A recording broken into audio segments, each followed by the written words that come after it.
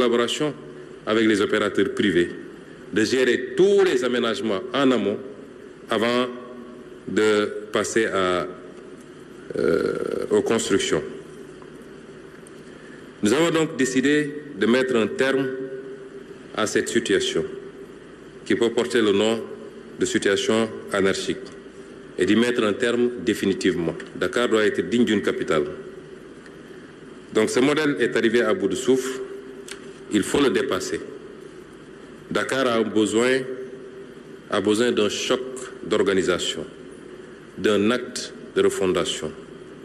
C'est pourquoi le président de la République, en lien avec le gouvernement et sous l'impulsion directe de la nouvelle gouvernance souverainiste et patriotique que nous incarnons, a décidé d'un tournant historique. Je voudrais dire que Dakar Métropole, ce n'est pas une vision, ce n'est pas une projection, excusez-moi, futuriste, d'immeubles ou de gratte-ciel. Ça peut y contribuer, ce que nous avons besoin de faire. Peut-être que pour des besoins d'illustration, M. le ministre a présenté des maquettes, mais ce n'est pas ça, Dakar Métropole. Dakar Métropole, c'est plutôt l'ambition de la requalification et la restructuration de quartiers et de territoires, d'abord. C'est l'ambition ensuite de l'offre de logements neufs ou réhabilités conformes aux standards minimaux. C'est la construction d'équipements publics structurants. C'est la promotion de pôles économiques, culturels, éducatifs et portuaires. Dakar Métropole, c'est aussi un projet de résilience écologique et d'équité environnementale. C'est la création de grands parcs métropolitains, évidemment la réhabilitation de certains parcs comme Anne, comme Technopole, comme Kermassar. C'est la réhabilitation du littoral contre l'érosion côtière. C'est le déploiement des mobilités douces, transports propres, les bateaux-taxis. On a présenté tout à l'heure un projet de téléphérique Dakar-Gorée. Dakar Ville Verte ne sera pas un slogan, ce sera une réalité végétalisée, respirable et vivable. Le pôle de Dakar doit se réinventer pour demeurer un territoire résilient, attractif et capable de soutenir le développement national. Il ne s'agit pas seulement de penser la capitale comme une ville, mais comme un acteur central de la stratégie territoriale. Une métropole connectée et complémentaire aux sept autres pôles pour assurer équilibre, cohérence et souveraineté sur l'ensemble du territoire national. Mesdames et messieurs, on ne bâtit pas un pays à partir d'un seul pôle. Et tant que le Sénégal n'aura pas réussi, je ne donnerai même pas l'exemple des pays connus pour leur développement depuis très longtemps, mais je parle des pays émergents, même sur le sol africain, tel que le Maroc. Tant qu'on n'aura pas réussi à faire émerger plusieurs pôles, nous n'aurons pas été sur les voies du développement et nous n'empêcherons pas l'exode vers Dakar. Mesdames et messieurs, les prochaines étapes pour la finalisation du programme des pôles de développement sont définies avec clarté et précision. Il s'agit de la tenue des conférences interministérielles sur la territorialité pour harmoniser les politiques publiques et assurer une cohérence nationale tout en respectant les spécificités locales. Il s'agit de l'élaboration et l'adoption de la loi d'orientation sur les pôles territoires. Je veux dire que toutes les idées qui ont été avancées et contenues dans les documents sont des documents encore en réflexion, en cours d'élaboration. J'ai donné le tempo, le départ qu'on a pris avec le Conseil des ministres et tout le reste du processus va être suivi. Et à la fin de ces travaux, Monsieur le ministre, sur la base de ce qu'il avait présenté en Conseil des ministres, ce qu'auront donné ces concertations, pôle par pôle, va nous faire la synthèse et ça nous permettra de réfléchir à la stabilisation du document. Donc l'élaboration et l'adoption de la loi d'orientation va suivre après sur les pôles territoires qui donnera un cadre juridique solide, durable et garantira la légitimité de chaque pôle. L'arrimage de cette réforme à l'acte 4 de la décentralisation afin de renforcer l'autonomie des collectivités, de rapprocher le pouvoir de décision des citoyens et d'assurer une mise en œuvre efficace et coordonnée des politiques publiques. Nous allons aller vers cet acte 4, puisqu'en l'état actuel de la réflexion, il n'est pas encore assuré que les pôles seront des collectivités territoriales.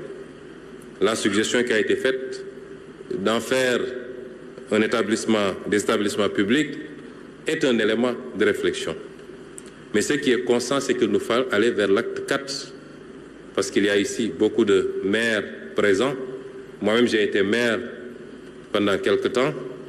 Et lorsque, avec le ministre Bala Moussa Fofana, nous avions pris la décision de coécrire un ouvrage sur la décentralisation, je lui avais dit, M. Fofana, moi, la seule partie qui m'intéresse et dont je vais me charger, c'est celle qui va parler du financement de la décentralisation.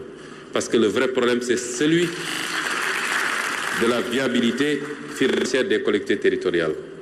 On a parlé de transfert.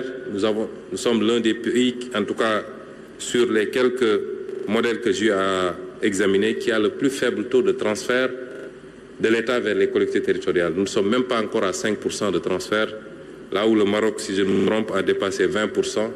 Et ce n'est pas étonnant que Casablanca, en tant que ville, puisse faire ce qu'elle fait et que Dakar ne puisse pas faire la même chose en tant que ville. C'est les grands enjeux de cette réforme de l'acte 4 de la décentralisation.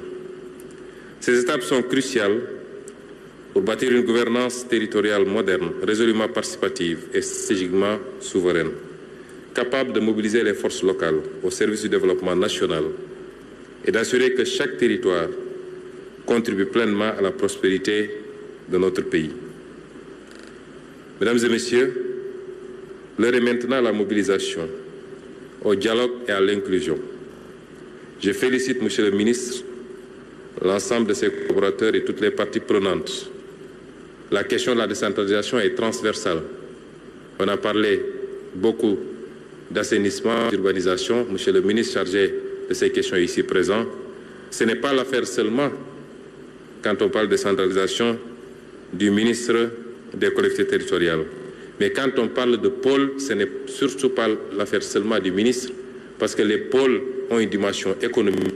On parle d'agriculture, d'élevage, de pêche, d'industrie. C'est à la limite l'affaire de tout le gouvernement. Et c'est pourquoi, comme toutes les grandes réformes que nous avons lancées depuis quelque temps, sur la réforme du Code général des impôts, du Code des investissements, du Code des douanes, la réforme des codes miniers, pétroliers, ainsi de suite, nous allons mettre en place un comité ad hoc à la primature pour effectivement démarrer la réforme également dans le système de décentralisation. Donc je félicite M. le ministre avec tous ses collaborateurs, toutes les parties prenantes pour leur engagement.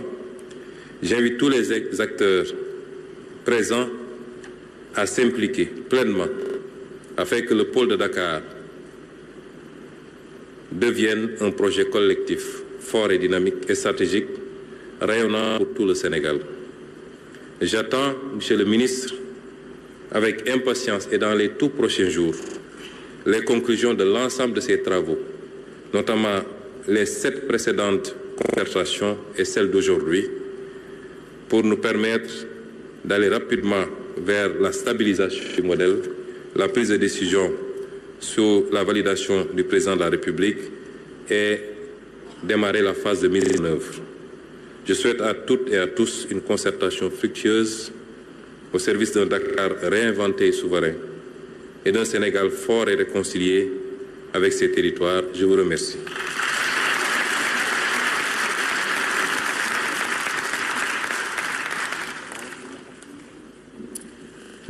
Merci beaucoup, Monsieur le Premier ministre Ousmane Sonko.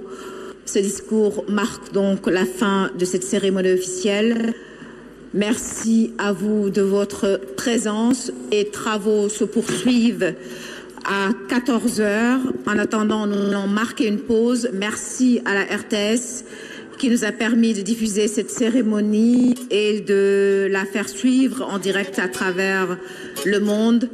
Cher Bambagay Ibrahim Ndiaye, à vous l'antenne. Alors, pour vous qui êtes encore avec nous, merci. De suivre les hôtesses qui vous guideront pour la suite. Merci beaucoup, Monsieur le Premier ministre, Monsieur le ministre, Monsieur le secrétaire d'État.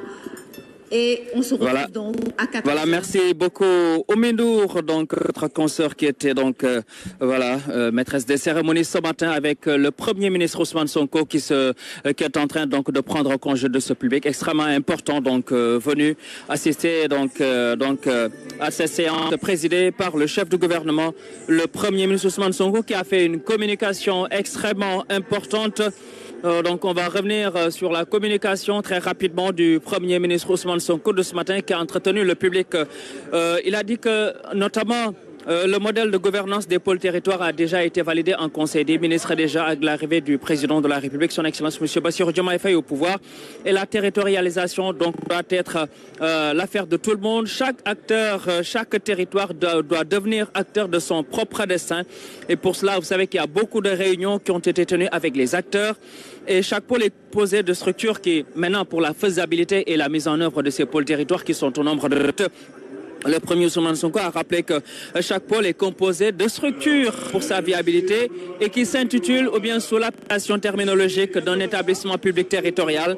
Voilà, ça c'est la terminologie consacrée.